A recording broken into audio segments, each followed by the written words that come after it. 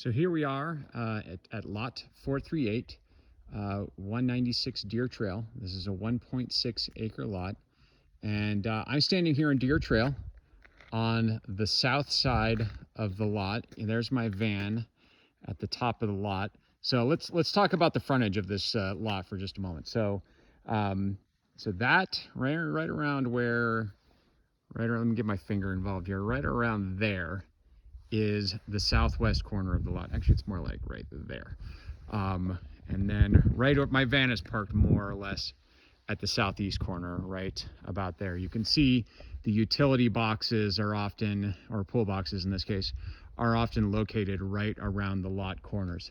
So one of the things I really like about this lot, and full disclosure, that is the Gallagher lot right there. I own the lot next door. I selected that one in part because of its situation, very similar to 438's, where it's got this nice gentle slope facing south. And you can actually see what effect that has. Look at how much brown we're looking at there as the snow is melted off. Same thing here, not quite as much because you got some trees to the south here shading it a little bit, but we're seeing a lot of pine needles over here. Whereas if I look over here to a north-facing slope, I'm seeing a lot more snow, and and that's what we call the slope effect. It's going to be every northern slope in the northern hemisphere is going to be a little cooler than the southern slope, and reverse in the southern hemisphere. So, but it really makes it handy when you're siting a home here, where particularly in this lot there is, and we'll get into that in a second here, but there's a really nice building area up there on the other side of this draw here. And if you encroach up towards the top of the lot here, have a driveway that gently comes over there, you've got a few great things. One, you've got great privacy from the road. Two, you've got a very gently upsloping driveway. We always like driveways that slope up to your house instead of down to your house, because what we have found is that the latter can often turn into skating rinks in which you slide into garage doors, causing a lot of damage. And in this case, having it facing south means the snow is going to melt off pretty well, and you're going to end up having something that's just a light maintenance driveway. How about that?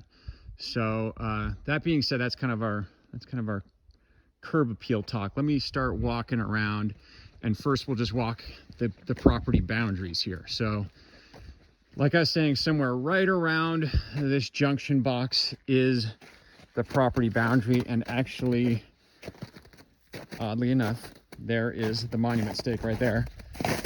Looks like the monument stake got bent over by probably by the machinery building the roads way back in the day, but such is life. So here we are at the south, don't get this wrong, southeast corner of the lot.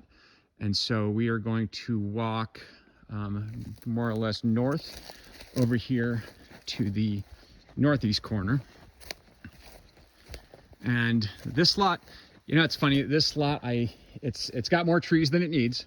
So, and we've actually been working on taking some trees out on this lot, well, I have, to kind of, just sort of forest health, fire safety type stuff. You can see there's a lot of these little guys that, really ought to come out. But the fact is, I kind of like these ones that have a lot of smaller trees on them, because you can sort of carve out the forest you want. It's a lot easier to work around these. If you get one of these lots that's got these big mammoth trees, you don't want to disturb the root zone of those. You end up building a house around big key trees, and what ends up happening there is sometimes you end up siting a house and doing all the stuff for the benefit of trees that don't end up surviving the construction process. Because, truth be told, Jeffrey pine is a very drought tolerant species. That's this pine species you see everywhere here. Very drought tolerant, very tough when left alone, but it's just one of those things that if you disturb the root zone or change the level of the dirt around it, they're very likely to die. They're very sensitive trees that way. So by the way, while we're here, I'm probably almost halfway into the lot, looking due west, and now we're looking at that flat area out there. That is your ideal build site in my mind. Well, actually, that's one of your ideal build sites. That's sort of site number one. I actually favor this one back here, because as you'll see in a second, it gets you this just amazing view of the forest. And if you look right through the trees right there, it's very hard to get. I don't even know if you're going to get this in video. I'm looking at the face of Mills Peak. So that tells me that, you know, with some tree removal, which is quite easy to do here, with some tree removal, I could get a view of the mountains here. So let's keep walking over to this corner. So, by the way, there's a Forest Service sign right there, and you can see there's a drop off going that way, down to this big open space. So we're right at the corner of where Forest Service meets HOA open space over here, and down over there is what we call the 9-hole parcel, because it was originally intended for a 9-hole golf course. Nakoma Resort holds it as an open space right now and has plans for a trail system in support of a bike park that we want to build over there on the other side. That's the HOA maintenance building you see through the trees there, by the way. So, you know, we want to build this really cool family bike park over there, have trails go out here that connect out to Forest Service land, because that line, the Forest Service line, goes kind of that way here, I think. And, you know, somewhere down over there is where that open space just blends into Forest Service. And this way here is Middle Fork of the Feather River. Okay, now I was talking about trees and how I kind of like working around smallish trees. That's not to say I don't like big trees. What I really love about 438 is it's just got these massive trees right on the edge, and they're all just about on the edge of the lot, or they're actually on Forest Service land. So it's really cool. They're kind of out of the way of construction, so you don't have to worry about hurting them. But as you clean up some of these little guys here, you'll get more and more of a view of them, and it's just it's gonna be really cool. So we are, where are we? I put a stick in the snow where, not the lot, there it is. So keep in mind, this is I'm not a licensed surveyor. I'm a guy with an app on a phone. So I poked this stick in the dirt where I was pretty sure the corner of the lot is. So now we're at the northeast corner of the lot, and actually probably going to be very hard to see on video, but there's a Forest Service property marker right in between those trees right there, and that is the other corner of the lot. So let's walk over there along this lot line. So now we're walking along the north line of the property, and, you know, and again, looking back here, there's this really nice flat space back here. I could go either way on this one, but this right here is this really cool building site. And I think this is, you know, even though you're going to spend more money on driveway getting yourself over here, you do that, you basically nestle yourself up against this Forest Service land here. And there's this kind of amazing, you know, what I call like field of giants, you know, when you just get this spot in the forest where you have these really nice, big, amazing trees. This is a very healthy Jeffrey pine stand right here. This is what the Sierra Nevada is, you know, more or less supposed to look like, these big, healthy, open pine woodlands, rather than the kind of choked out forest you see in a lot of places nowadays. But these two trees right here are right on the lot line, and they're absolutely magnificent. And then there's another really cool one right there. So definitely gets an A+ for big, cool trees. So walking more or less on this lot line again, and looking this way, this is our building site again. So let's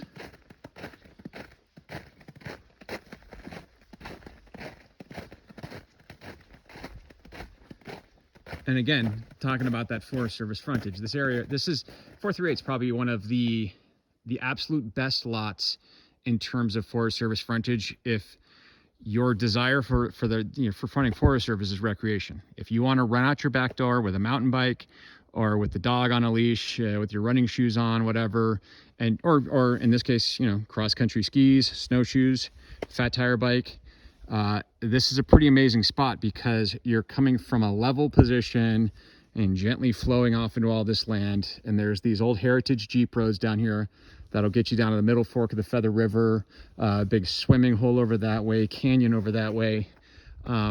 Just really, really kind of an amazing real estate recreation opportunity. So here we are at the northwest corner, and it's pretty cool having the back of your property have a Forest Service sign. I love that. So this is lot 437, and you can see this is a good way to visualize. You can see I've done a lot of clearing on this lot, so there's a lot more sun in there, and that's what this lot's going to feel like once that gets a similar treatment. Now we'll walk along the edge of the property here. So again, southern aspects, we're getting some spots where there's not as much snow, and oh, you know what, I'm actually uphill a little bit. The lot line's more like right here.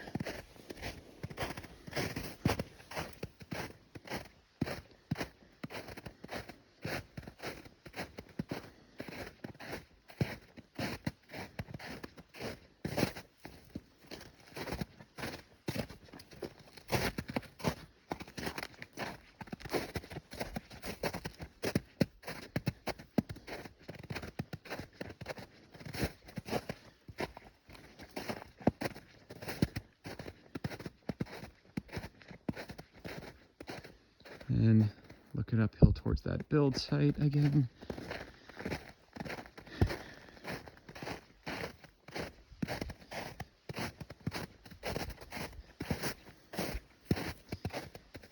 And for whatever reason, I kind of meandered way uphill in walking this line. So here is our other property monument, and it has not been knocked down like the one up the road here. So there's some deer tracks in the snow. So you can see, again, here's the frontage. There's my van up there at the top of the lot. And, there's deer trail. This is a cul-de-sac here where there's just, I don't know, let's say, 6 or 7 properties uphill of us there at the end of the cul-de-sac. So this is always going to be a really quiet neck of the woods with very little traffic.